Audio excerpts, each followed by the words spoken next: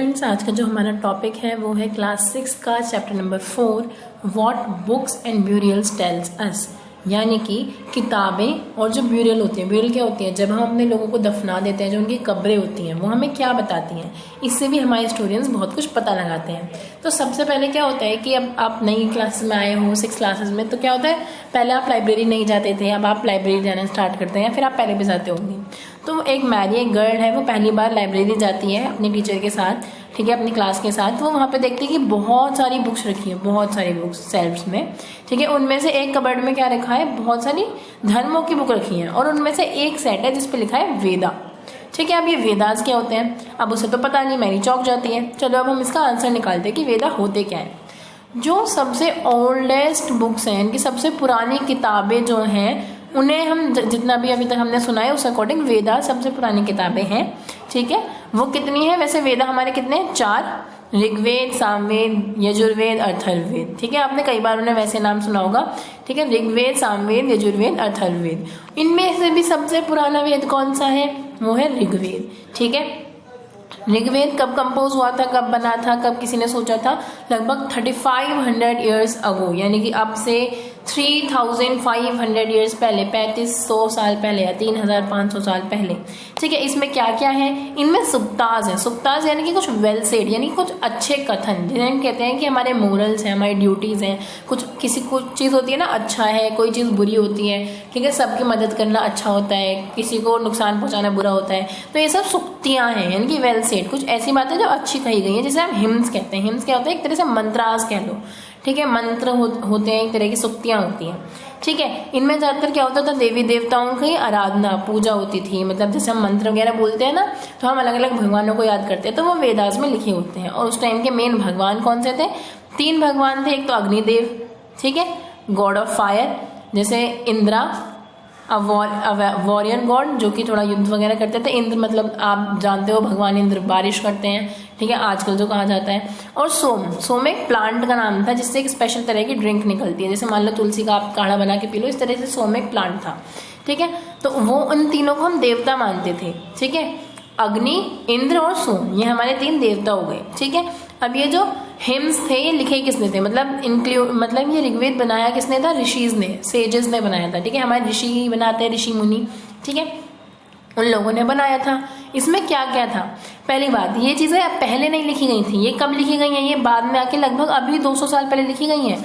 मतलब लिखी तो अभी कुछ साल पहले गई हैं, और बनी कब से थी? वो 3500 साल पहले से बनी हुई है। तो क्या होता था? सिंपल शब्द और सेंटेंस इसके जो गुरु वगैरह होते थे ना, जो पढ़ाते थे बच्चों को, वो उन्हें एज इट इज याद करवा देते थे, ठीक है। और ज्यादातर ये जो लिखे जाते थे वो मैन लिखते थे, आदमी लिखते थे, क्योंकि पहले आदमी ही पढ़ते थे, ठीक है। वुमेन्स को काफी बाद में ये राइट मिला, ठीक है। तो वुमेन्स ने थोड़े से ही कुछ ही चीजें कंपोज करी है, ज्यादातर वुमेन्स ने नहीं कंपोज करी, मैन ने कंपोज करी है, ठीक है। उसके बाद क्या है, जो ऋग्वेद है, ऋग्वेद बहुत ही ओल्ड संस्कृत वैदिक का है। मतलब आप पढ़ते हो, आज की संस्कृत जो आप पढ़ते हो ना, उससे बहुत ही अलग संस्कृत है उसमें लिखी हुई, ठीक है। ओल्ड और वैदिक संस्कृत लिखी हुई है उसमें, ठीक है। वैदिक भाषा, वैदिक संस्कृति अलग थी। अब टाइम के साथ हमारी लैंग्वेज चेंज होती है ना, ठीक है। पहले हम जितने इंग्लिश वर्ड आज यूज करते हैं उतने हम पहले नहीं यूज करते थे। अब मैं जिसमें यूज वर्ड को यूज कर रही हूँ, ठीक है। पहले क्या था कि उस यूज की जगह इस्तेमाल या फिर वही वर्ड यूज होते थे, हमारी लैंग्वेज में ही नहीं था, ठीक है। अब धीरे धीरे शब्द चेंज होते हैं, लैंग्वेज चेंज होती है। तो ऐसे ही वो वाली संस्कृत अलग है, और जो आज आप स्कूल्स में पढ़ते हैं वो वाली संस्कृत अलग है, ठीक है। अब संस्कृत तो दूसरी भाषा है। अब देखो, ये जो लैंग्वेज हम आज पढ़ते हैं ना, Sanskrit is a part of a family, वो एक फैमिली की पार्ट है, जिसे हम इंडो यूरोपियन कहते हैं, ठीक है। इंडो यूरोपियन यानी कि इंडिया की कुछ लैंग्वेज और यूरोप साइड की कुछ लैंग्वेज में ज्वाइन होती है, ठीक है। अब जब आप वर्ल्ड मैप में देखोगे ना, आप गूगल पे इंडो यूरोपियन डालोगे तब आपको एरिया पता चलेगा, ठीक है। आप अपने इंडिया का मैप देखोगे, ये तो हमारा इंडिया का मैप है, ठीक है। यूरोप वाला स्टेट कहाँ पड़ता है? यूरोप यहाँ से इस साइड जब आप देखोगे ना वर्ल्ड मैप में, जब आप और दूर जाओगे, यहाँ से दूर जाओगे, तब आपको यूरोप दिखाई देगा, ठीक है। चलो अब हम आगे देखते हैं। तो इससे क्या है, इसमें ये कह रहा है कि बहुत सारी लैंग्वेजेस, असमी, गुजराती, हिंदी, कश्मीरी, सिंधी, ये सारी लैंग्वेज ना ये यहाँ से निकली है। और यूरोपियन लैंग्वेज में देखें तो French, German, Greek, Italian, Spanish, ये सारी भाषा भी इसी ओरिजिन से निकली है, यानी कि इसी फैमिली की है, इंडो यूरोपियन की, ठीक है। जैसे हमारे यहाँ देखो, ज्यादातर हिंदी कहाँ बोली जाती है? हिंदी मैक्सिमम इस रीजन में बोली जाती है, ठीक है। यहाँ गुजराती बोली जाती है, यहाँ पे असमी बोली जाती है, ठीक है। तो अलग अलग लैंग्वेज है ना हमारे सारे में, ठीक है। और क्या क्या उन्होंने बताया, देखो यहाँ पे और बताया है इन्होंने हिंदी कश्मीरी, कश्मीरी कहाँ बोली जाती है देखेंगे अभी, एक सेकेंड रुक जाओ। कश्मीर वहाँ ऊपर लद्दाख वाले रीजन में यहाँ पे बोली जाती है। तो अलग अलग एरियाज के अलग अलग लैंग्वेज है, लेकिन इनका ओरिजिन क्या है, एक ही फैमिली के हैं, ये इंडो यूरोपियन फैमिली के।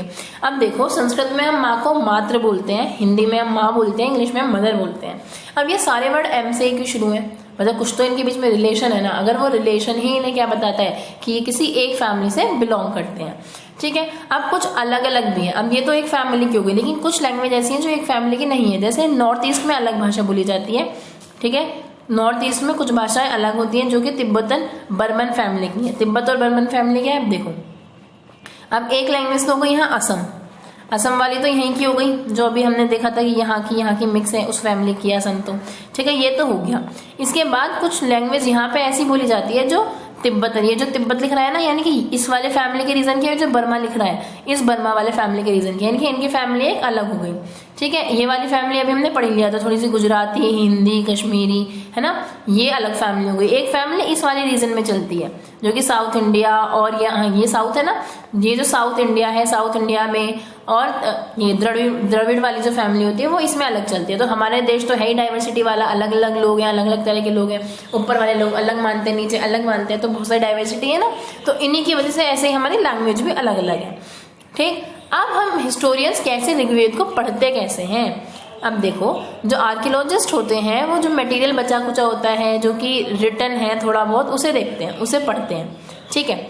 जो ऋग्वेद है ज्यादातर डायलॉग्स की फॉर्म में लिखा है, ठीक है। जैसे दो लोगों के बीच में बातें बता दी, और फिर जैसे स्टोरीज होती हैं, आज की स्टोरी होती है ना, आज की स्टोरीज क्या होती है, कोई भी आप मूवी की देखो तो वो आपस में बात कर रहे होते हैं, और हम लोग उससे कुछ मैसेज भी लेते हैं कभी कभी, और कभी कभी अपना एंटरटेनमेंट भी होता है। तो उस समय की मूवीज होती थी एक तरह से लिखी हुई, ठीक है। तो डायलॉग्स लिखे हुए होते थे उनके, ठीक है। जैसे एक इन्होंने डायलॉग्स बताया है, आपने गुरु विश्वामित्र का नाम सुना है ना, आपने रामायण देखी होगी, ठीक है, महाभारत, उनमें आपने बहुत सारे ऋषियों का नाम सुना होगा, उनमें से एक ऋषि विश्वामित्र थे, ठीक है। ये भी तो एक तरह की स्टोरीज है उस समय की, ठीक है। तो वो दो नदियों से बात कर रहे हैं, व्यास और सतलज, क्या बात कर रहे हैं यहाँ पे पढ़ते हैं।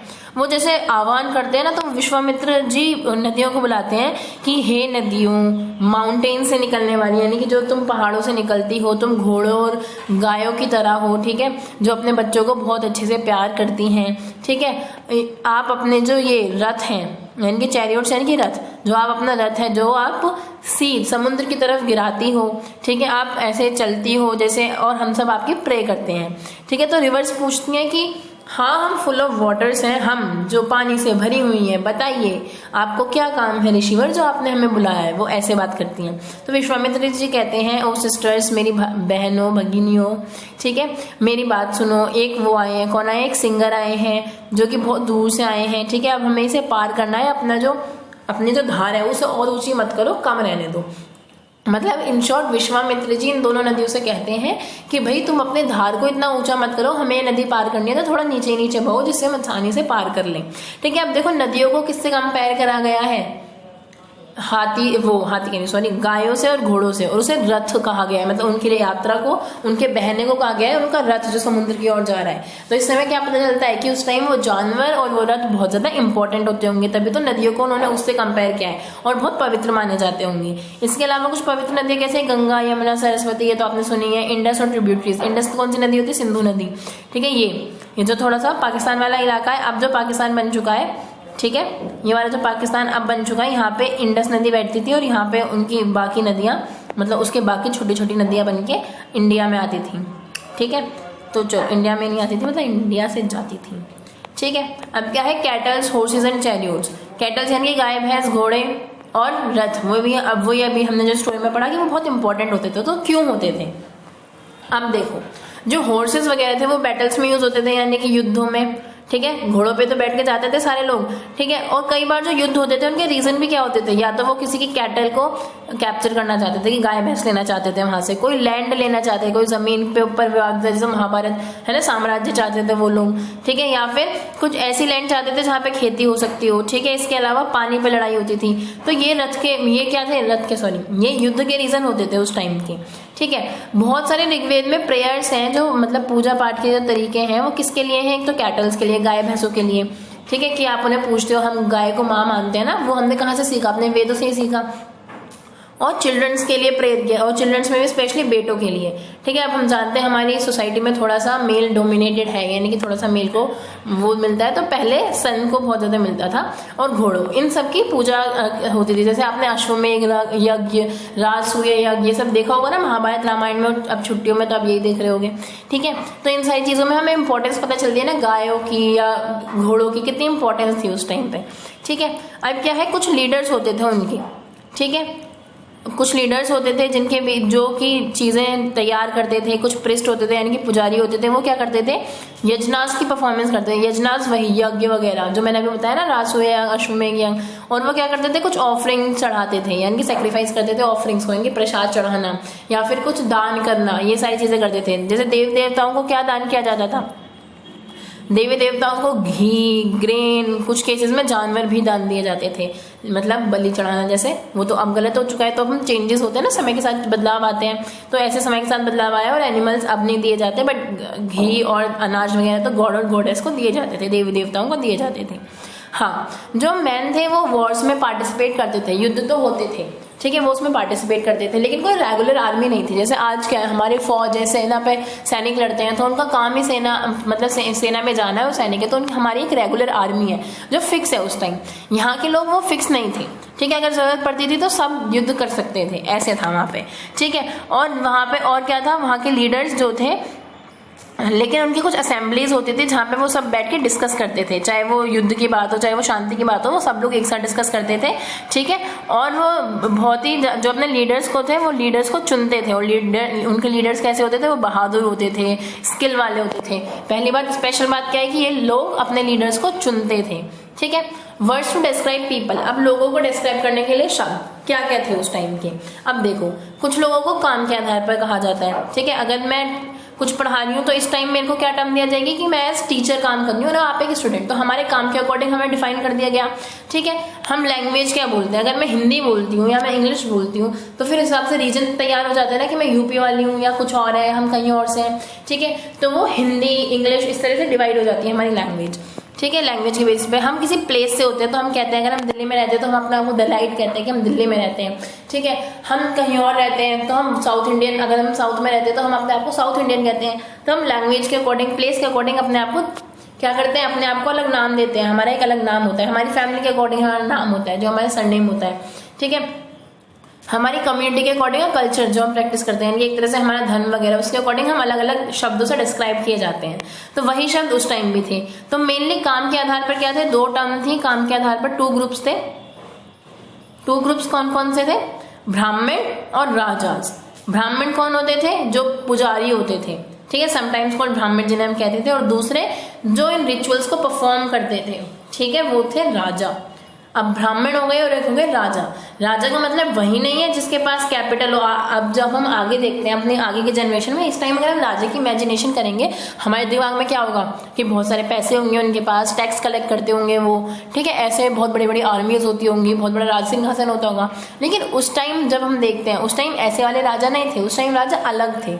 उस टाइम एक तरह से बस दो पार्ट में डिवाइड करते, एक ब्राह्मण जो पुजारी थे और पूजा वूजा करवाते थे, और एक राजा, ऐसे दो कामों में हमने डिवाइड कर दिया। ठीक है, और सबसे स्पेशल बात, वहां ना राजा ऐसे नहीं बन जाते थे कि फादर राजा है तो बेटा भी राजा बन जाएगा। अभी हमने देखा ना ऊपर, वो लोग चूज करते थे। ठीक है, लोग अपने लीडर्स चूज करते थे जो बहादुर हों, जो स्किलफुल हों। तो कहाँ पे, ऋग्वेद वाले टाइम में तो ऐसे ही होता था। ठीक है, उसके बाद क्या है कि दो वर्ड और यूज किए जाते हैं अपने आप को डिस्क्राइब करने के लिए। पूरी जनता को एक तरह से क्या कह देते हैं, जन, जना या फिर विश। ठीक है, विश। अब देखो, मैंने कहा ना पूरी जनता को डिस्क्राइब करने के लिए। अब ये जनता वाला वर्ड कहाँ से आया, पहले हमने कहीं यूज तो करा होगा। तो पहले जो नॉर्मल लोग होते थे, सारे लोगों की कम्युनिटी को डिस्क्राइब करने के लिए जना वर्ड का यूज होता था। ठीक है, जो कि हिंदी और अदर लैंग्वेज में भी यूज होता है। अब इसी को ही दूसरा शब्द क्या हो जाता था, इसी तरह से और लोगों को विश कह देते थे। ठीक है, विश यानी कि वैश्या, जो आज कहते हैं ना, व्यापारियों को वैश्य वर्ग का कहते हैं। ठीक है, तो जो व्यापारी होते हैं वो विश कहते थे। पहला शब्द क्या था इसका, विश। तो जना और विश ऐसे शब्द थे जो लोगों के लिए यूज किए जाते थे। ठीक है, इसके अलावा क्या है, जो लोग इन हिम्स को प्रोड्यूस करते थे, कंपोज करते थे। हिम्स क्या थे, वो मंत्र थे जो हमने देखा, जो मंत्र देवी देवताओं के लिए पूजन में लगते थे। ठीक है, तो उन मंत्र को बनाने वालों को क्या कहते थे, आर्य कहते थे। ठीक है, उन्हें क्या कहते थे? आर्य। और उनसे दूसरे जो लोग थे उन्हें दास कहते थे। अब आर्य और दास, अब दास शब्द से भी आपको कुछ ना कुछ लिंक हो रहा है ना, दास किसे कहते हैं? अब आपने पुरानी महाभारत रामायण देखी है ना, तो दास कौन होते थे? जो नौकर चाकरी का काम करते थे, ठीक है, जो थोड़े लो स्टैंडर्ड के होते थे, ठीक है। तो दासा को बाद में क्या, और वो अगर कोई फीमेल दास हो तो उसे दासी कहते थे, ठीक है। तो वो क्या करते थे? उन्हें स्लेव कहते हैं, इंग्लिश में क्या कहते हैं? उन्हें स्लेव। और वैसे हमारी नॉर्मल भाषा में दास दासी हम कहते हैं। जो स्लेव्स होते हैं वो क्या करते हैं? वो वॉर के दौरान कैप्चर करे जाते हैं, मतलब कोई लड़ाई हुई, लड़ाई के बाद हमने जीता तो दूसरे राज्य के दास और दासियों को, लोगों को अपना दास बना लिया, ऐसे होता था, ठीक है। उन्हें एज अ प्रॉपर्टी ट्रीट किया जाता था उसके ऑनर की। मतलब अगर मेरा कोई दास है, मैं रानी महारानी हूँ या आप रानी महाराजा हैं, तो आपके जो दास होते थे वो आपकी प्रॉपर्टी है, आप उनके साथ कुछ भी कर सकते हो, ठीक है, उनसे कोई भी काम करवा सकते हो। लेकिन अब बाद में जब हमारा देश आज़ाद हुआ, हम और अच्छे हुए, तो हमने उनके भी राइट को, अधिकारों को समझा, वो बात अलग है, बात की बात है, ठीक है। अब हम आगे देखते हैं क्या हुआ। ये सब कॉन्टिनेंट में क्या हो रहा था? कंपोज किए जा रहे थे, बन रहे थे। अब मेगालिथ्स क्या होते हैं? अब हमने चैप्टर के नाम पे पढ़ा ना, बुक्स और ब्यूरियल से हमें क्या मिलता है। अब हमने ये तो पढ़ लिया कि हमने बुक्स से क्या क्या सीखा, अब हम पढ़ने वाले हैं हमें ब्यूरियल से क्या क्या सीखा। अब देखो, ये जो स्टोन की बाउंड्री दिखती है आपको इस फोटो में, बाउंड्री है ना ये वाली स्टोन की, ठीक है, इन्हें क्या कहते हैं? एक मेगालिथ कहते हैं। मेगालिथ क्या होता है? मेगालिथ होता है कि पत्थरों का एक ग्रुप, एक तरह से, ठीक है। Stone boulders are known as megalith, यानी कि पत्थरों से बने हुए, बड़े बड़े पत्थरों से बने हुए कुछ चीजें, ठीक है। ज्यादातर वो कहाँ अरेंज करी जाती थी? लोग उन्हें अरेंज करते थे ब्यूरियल साइट्स के पास, ब्यूरियल साइट यानी कि कब्रों के पास, ठीक है। ये लगभग 3000 साल पहले, यानी कि वो जो अभी हमने ऋग्वेद पढ़ा ना उसके 500 साल बाद लगभग, इस तरह से उस टाइम पे ये चीजें बहुत ज्यादा मेजर प्रेवेलेंट थी, यानी कि ये बहुत ज्यादा फेमस थी, ठीक है। दक्कन का जो साउथ इंडिया का इलाका है, जो नॉर्थ ईस्ट का और कश्मीर का इलाका है, अब देखो साउथ इंडियन कहाँ है? साउथ इंडिया हमारा यहाँ है, कश्मीर का इलाका यहाँ है, ठीक है, और नॉर्थ ईस्ट का इलाका यहाँ है। तो इन जगहों पे हमें ब्यूरियल्स बहुत ज्यादा मिले हैं। ब्यूरियल्स मतलब कब्रें, और जिनके आसपास मेगालिथ्स, क्या, जो ये जो स्टोन के बड़े बड़े वो है ना पत्थर रखे हुए हैं, ये पत्थर उन्हें मेगालिथ्स कहते थे, ठीक है। अब क्या है, मेगालिथ्स जो होते थे वो कुछ अंडरग्राउंड होते थे, इनकी जमीन के अंदर होते थे, और कुछ जमीन के ऊपर होते थे, जो कि एक देखो चारों तरफ इनके रखा हुआ है। अब क्या है, यहाँ पे क्या होता था? यहाँ पे बहुत सारे काम, अब देखो अगर मुझे इतनी बड़ी कोई चीज बनानी है तो मुझे क्या क्या करना पड़ेगा? मुझे जमीन को खोदना भी पड़ेगा, मुझे कहीं से पत्थर भी लाने पड़ेंगे, मुझे कुछ जगह को तोड़ना पड़ेगा जो कि मुझे मतलब उस तरह की बनानी है, ठीक है, थोड़ा गड्ढा वगैरह करना पड़ेगा, ठीक है। मुझे फिर उन स्टोन्स को लगाना भी पड़ेगा, उन्हें सुइटेबल जगह पे लगाना पड़ेगा। उसके बाद उन पत्थरों की कुछ शेप भी तो दूंगी, ऐसे थोड़ी चट्टानों से उल्टे सीधे आए और ऐसे रख दिए, ऐसे नहीं होगा ना, ठीक है, उन्हें शेप देनी पड़ेगी। और जो मरे हुए इंसान है, हमारी जो डेड बॉडी है, जो हमारे एंसेस्टर पूर्वजों की बॉडी है, हमें उसे रखना भी पड़ेगा। तो ये सारे काम होते थे, ठीक है। अब आपको इन्हें ऑर्डर में लगाना है, आपके अकॉर्डिंग क्या काम पहले होना चाहिए, क्या बाद में आपको ये लगाना है, ठीक है। अब क्या है, जैसे ये फोटो में तो दे रखा है, इसे क्या कहते हैं? इस तरह के मेगालिथ को कहते हैं सिस्ट। सिस्ट क्या होता है? जिसमें एक होल है, यहाँ पे देखो एक पोर्ट होल है बीच में, अभी दिखाती हूँ मैं आपको। यहाँ पे एक पोर्ट होल है, ठीक है, यहाँ पे एक रास्ता भी है, ठीक है। यहाँ से क्या होता है कि वो कहीं ना कहीं से आएंगे जाएंगे तो सही, तो ये रास्ते वगैरह बने होते हैं एंट्रेंस के लिए, तो ये सारी चीजें होती हैं। अब हम आगे देखते हैं, आगे क्या है कि जितने भी ब्यूरियल्स होते हैं उनमें कुछ कॉमन फीचर मिलते हैं, ठीक है। जो डेड बॉडीज हैं, जैसे कि हमारी डेड बॉडीज हैं, उनके आसपास हमें कुछ वेपन्स मिले हैं, कुछ टूल्स मिले हैं, ठीक है, कुछ और घोड़े के इक्विपमेंट्स मिले हैं, कुछ ऑर्नामेंट्स, कुछ औजार वगैरह और कुछ गहने वगैरह, हमें ये सारी चीजें मिली हैं, ठीक है। तो अब इनसे हमें क्या पता चलता है? हमें इनसे पता चलता है सोशल डिफरेंसेस। हम बड़े चालाक हैं वैसे, अलग अलग चीजों से कुछ भी पता लगा लेते हैं। तो finding out about social differences, हमें सोशल डिफरेंसेस का पता चलता है कैसे? अब एक जगह बताइए इन्होंने, ब्रह्मगिरी, आपको मैप 2 में देखनी है तो पेज नंबर 13 पे दे रखा है, ठीक है। उसमें हमें एक स्केलेटन के साथ क्या क्या मिली है? 33 गोल्ड बीड्स, सोने के बीड्स मिले हैं, इनकी गोल गोल मोती मोती मिले हैं, कुछ पत्थर के, 2 पत्थर के मिले हैं स्टोन के, 4 कॉपर की चूड़ियां मिली हैं हमें, कुछ शेल्स मिली हैं, ठीक है। और कुछ स्केलेटन्स के पास हमें सिर्फ कुछ मटके ही मिले हैं। तो इससे हमें क्या पता चलता है? यानी कि जिसके पास सोने वगैरह था वो क्या था? वो बहुत ज्यादा अमीर होगा, या फिर वो चीफ होगा, कहीं का सरदार होगा, ठीक है। और जिसके पास से सिर्फ मटके मिले हैं वो क्या होगा? वो कोई गरीब इंसान होगा, ठीक है। तो इससे हमें क्या पता चलता है? सोशल डिफरेंसेस थे, तो इन कब्रों से हमें ये पता चला, ठीक है। उसके बाद क्या है, अब कभी कभी ये भी पता चलता है कि वो किसी निश्चित फैमिली से थे। फैमिली से कैसे थे? ये जो हमने मेगालिथ्स बनाए, ठीक है, ये पत्थर की डिजाइन बनाए, अब हमें पता चल गया कि भाई मेरे पूर्वज यहाँ पे दफन है, ठीक है। अगर मेरी फैमिली, अगर कोई और उस फैमिली का किसी भी फैमिली का कोई भी और डेड होता है, कोई पहला मरा, ठीक है, उसे हमने दफना दिया, उसकी कोई निशान बना दिया, वही बिल्डिंग्स है अभी हमने पत्थर देखे। कोई दूसरा उस फैमिली का मरा तो क्या करेंगे, दूसरे को भी वहीं दफना देते थे। ऐसा क्यों हमने कहा, ऐसे कैसे हमें पता चला, क्योंकि हमें एक ही जगह पे बहुत सारे बॉडीज मिली हैं। तो बहुत सारी बॉडीज कैसे मिल सकती हैं, तभी तो मिलेंगे जब एक जगह वो दफनाए गए होंगे, यानी कि इससे हमें पता चलता है कि वो एक फैमिली के भी हो सकते थे। अब एक स्पेशल चीज देखो, अ स्पेशल ब्यूरियल एट इनाम गांव। इनाम गांव एक जगह है, वही आपको मैप 2 में देखना है, पेज नंबर 13 पे जाके, ठीक है। वहां पे कैसे दफन होते थे, वहां पे एक नदी है गोद, ठीक है, और उसकी ट्रिब्यूटरी यानी कि उसकी सहायक नदी है भीम, यानी कि छोटी नदी है जो उससे निकलती है वो है भीम। इसके आसपास ये जगह है, ठीक है। ये लगभग 3600 साल से 2700 साल पहले की बात है, ठीक है, यानी कि हमारे ऋग्वेद से पहले की बात है। इतनी पुरानी बात, वाह, ठीक है, इतनी पुरानी बात है। तो जो अडल्ट हैं वहां पे पहले दफनाए गए, ठीक है। उसके बाद क्या गया, उन्हें नॉर्थ की डायरेक्शन में दफनाया गया। किस साइड, नॉर्थ की डायरेक्शन। अब डायरेक्शन अगर आप देखोगे तो ये देखो, अगर आप ऐसे 4 बनाओगे ना, तो यहाँ होता है ईस्ट, यहाँ होता है वेस्ट, यहाँ होता है नॉर्थ और यहाँ होता है साउथ, ठीक है। अब हम जानते हैं कि सूरज कहाँ से निकलता है, ईस्ट डायरेक्शन से निकलता है। तो अगर आपका फेस यहाँ है तो आपके लेफ्ट साइड में क्या होगा, नॉर्थ होगा, ठीक है। तो नॉर्थ साइड में उनका सर होता था, किनका, बॉडीज का जो सर होता था वो किस साइड देखने को मिला है, हमें नॉर्थ की साइड देखने को मिला है, ठीक।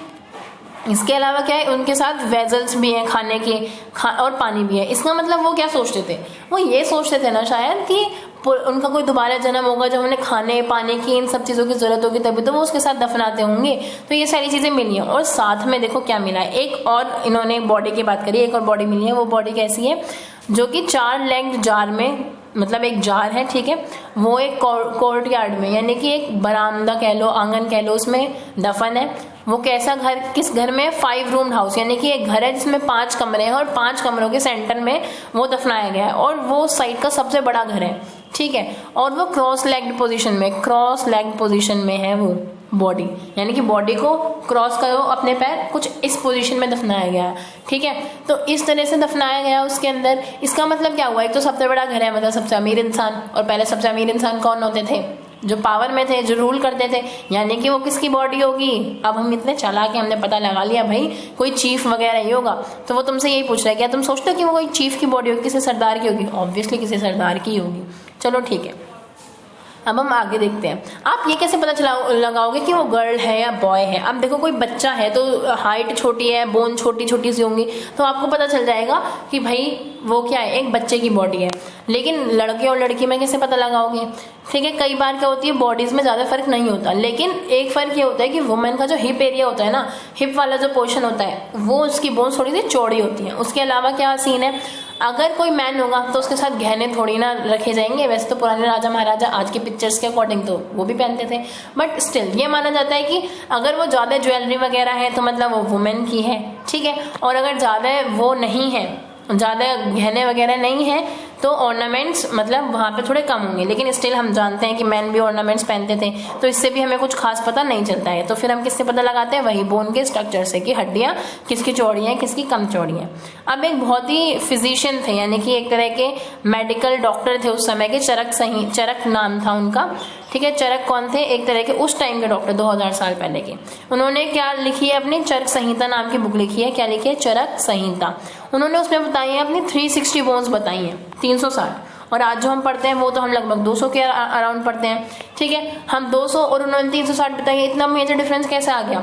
तो इतना मेजर डिफरेंस इसलिए आया है क्योंकि उन्होंने अपने साथ में क्या क्या काउंट कर लिया, दांत भी गिन लिए, टीथ, जो हमारे जॉइंट्स होते हैं ना, जैसे नीज के, एल्बो के, ठीक है, घुटने, हमारी कोनिया, जॉइंट्स और कार्टिलेज, इन सबको इन्होंने ज्वाइन करके तब 360 बताया। मतलब वो इंटेलिजेंट थे कि उन्होंने काउंटिंग सही करी, बट उन्होंने दांत वगैरह को भी गिन लिया। और हम आज की डेट में दांत वगैरह नहीं गिनते हैं, हम सिर्फ हड्डियां गिनते हैं, तो इसलिए थोड़ा सा डिफरेंस आ गया है। अब इनाम गांव के लोग क्या क्या काम करते होंगे, अब देखो हमें क्या क्या मिला इनाम गांव से, जिसकी बॉडी की अभी हमने यहाँ पे बात करी ना कि वो बड़े से घर में मिली हमें, 5 कमरों वाले घर में, ठीक है। उसी इनाम गांव में के लोग क्या क्या काम करते होंगे, हमें बीज मिले हैं वहाँ पे, ठीक है, किस किस के बीज मिले, व्हीट के, बार्ली के, चावल के, पल्सेस के, मिलेट्स के, पीस के, ठीक है, इन सब के बीज मिले हैं। इसके अलावा हमें क्या मिले हैं, कुछ जानवरों की बॉडीज वगैरह मिली है, कैटल वगैरह मिले हैं, बफेलो, गोट, शिप, हॉर्स, ये सब, ठीक है। और कुछ हमें बर्ड्स की भी बॉडीज मिली है, बर्ड्स, क्रोकोडाइल, ये सब, यानी कि ये लोग मछलियों का शिकार भी करते थे, ये लोग कुछ उगाते भी होंगे या फिर उगाते नहीं होंगे तो कहीं से इकट्ठा करके खाते होंगे, और ये लोग शिकार भी करते होंगे, शिकार नहीं करते होंगे तो क्या इन्हें पालते होंगे जानवरों को, मतलब कुछ ना कुछ इनसे रिलेटेड काम जरूर करते होंगे, ठीक है। उसके अलावा हमें कुछ फल भी मिले हैं, जैसे आंवला, जामुन, ठीक है, डेट्स यानी खजूर, ये सारी चीजें, बेरीज की वैरायटीज मिली है, यानी कि ये फल फूल आराम से खाते थे और ये दूध वगैरह भी पीते थे क्योंकि इनके पास जानवर भी मिले हैं, ठीक है। तो इससे हमें पता चलता है कि वो बहुत सारे ऐसे ऑक्यूपेशन करते होंगे। अब एल्सवेयर कहीं और भी देखते हैं। आपने चाइना देखा है अपने मैप में, ये देखो चाइना ऊपर, ये जो तिब्बत वाला रीजन अभी बताया था मैंने, ये वाला चाइना, ठीक है। अब हम इसकी बात करें, इस चाइना में क्या मिला है, एक हमें मिली है क्या, कुछ एनिमल्स बोन्स पे कुछ चीजें लिखी गई हैं जिन्हें ओरेकल बोन्स कहते हैं। ओरेकल क्या होता है, ओरेकल होता है जो हमें अपना फ्यूचर बताता है, ठीक है। इन्हें ओरेकल बोन्स क्यों कहा गया है, इन्हें ओरेकल बोन्स इसलिए कहा गया है क्योंकि यहाँ पे इसमें इन पे कुछ लिखा हुआ है, देखो इस फोटो में कुछ लिखा हुआ है ना, और इससे क्या पता लगाया जाता था, इससे ये पता लगाया जाता था कि क्या राजा ये वाली बैटल जीतेगा या नहीं जीतेगा, ये वाला युद्ध, क्या राजा की लड़का होगा या लड़की होगी, क्या इस बार की जो खेती है उसमें ज्यादा अच्छी फसल आएगी या कम अच्छी फसल आएगी, ठीक है। और ये सारी जो चीजें होती थी ऐसे लोग काम करते थे चाइना के, तो इसे ओरेकल बोन्स कहते थे, ठीक है, हमारी एक्स्ट्रा नॉलेज के लिए, ठीक। अब आपका ये चैप्टर कंप्लीट हो गया है, ठीक है। वेदा हमने पढ़ लिया है, लैंग्वेज, हिम, चैरियोट, कैनकिरत, सेक्रीफाइस यानी कि जो हम दान वगैरह देते हैं या फिर सेक्रीफाइस करते हैं, किसी भी चीज़ को छोड़ते हैं, दान देते हैं, राजा, स्लेव, मेगालिथ जो बड़ी बड़ी वो होती है, ब्यूरियल यानी कि कब्र, स्केलेटन यानी कि वो जो बॉडी दफन हुआ हुआ स्केलेटन है वो, आयरन, आयरन तो हमें पता है लोहा वगैरह, ठीक है। तो ये सारे हमने ये चैप्टर पढ़ लिया है अपना, और क्वेश्चन आंसर भी आपसे सारे हो जाएंगे। आज की जो हम ऋग्वेद पढ़ते हैं वो पहले से, मतलब ऋग्वेद और आज की बुक्स कैसे डिफरेंट है, ठीक है, और ब्यूरियल से हमें क्या क्या पता चलता है, ठीक है, और राजा की लाइफ और दासों की लाइफ कितनी डिफरेंट होगी, आपको ये सब पता है। चलिए इसी के साथ थैंक यू, बाय बाय।